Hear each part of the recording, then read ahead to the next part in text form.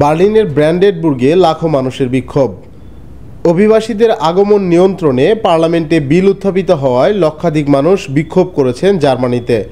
রোববার রাজধানী বার্লিনের ব্র্যান্ডেনবুর্গ গেট এলাকায় হয়েছে এই বিক্ষোভ সমাবেশ।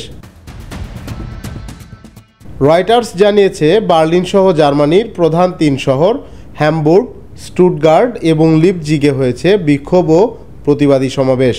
তবে বার্লিনের বিক্ষোভ ছিল সবচেয়ে বড়। প্রায় 1,60,000 মানুষ বার্লিনের বিক্ষোভে অংশ নিয়েছেন বলে জানিয়েছে পুলিশ। জার্মানির পার্লামেন্টের নিম্নকক্ষে গত শুক্রবার বিলটি উত্থাপন করেন দেশটির রক্ষণশীল নেতা ও জনপ্রতিনিধি ফ্রেডরিক মের্জ।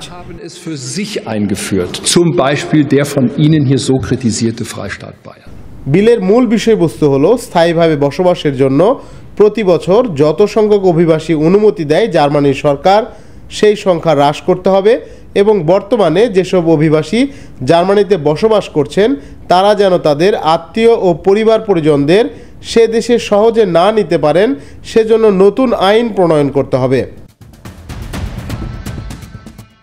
মের্জ এই বিলটি উত্থাপন করার পর জার্মানির কট্টর ডানপন্থী রাজনৈতিক দল এএফডি তাতে সমর্থন দেয়। তবে এএফডির বিরুদ্ধে বিভিন্ন সময় জাতিগত দাঙ্গা উস্কে দেওয়ার অভিযোগে জার্মানির নিরাপত্তা বাহিনীর নজরদারিতে রয়েছে তারা। এ কারণে এএফডি ইস্যুতে মধ্য ও ডানপন্থী দলগুলো সবাই ঐক্যবদ্ধ। এদিকে একাধিক জোটসঙ্গী সরে যাওয়ায় জার্মানির চ্যান্সেলর ওলাফ স্কোলজের নেতৃত্বাধীন সরকারের পতন ঘটেছে। আগামী 23 ফেব্রুয়ারি দেশটিতে নির্বাচন হবে। সে নির্বাচনে চ্যান্সেলর পদের একজন প্রার্থী ফ্রেডরিক মের্জ। ব্র্যান্ডেনবুর্গ গেট এলাকাটি বুন্ডেসটাগের কাছে অবস্থিত। বার্লিন পুলিশ জানিয়েছে, রোববারের বিক্ষোভে যারা অংশ নিয়েছে তাদের সবার হাতেই মের্জ এবং এএফডি এর বিরুদ্ধে বক্তব্য সম্বলিত ব্যানার, পতাকা ও প্ল্যাকার্ড ছিল।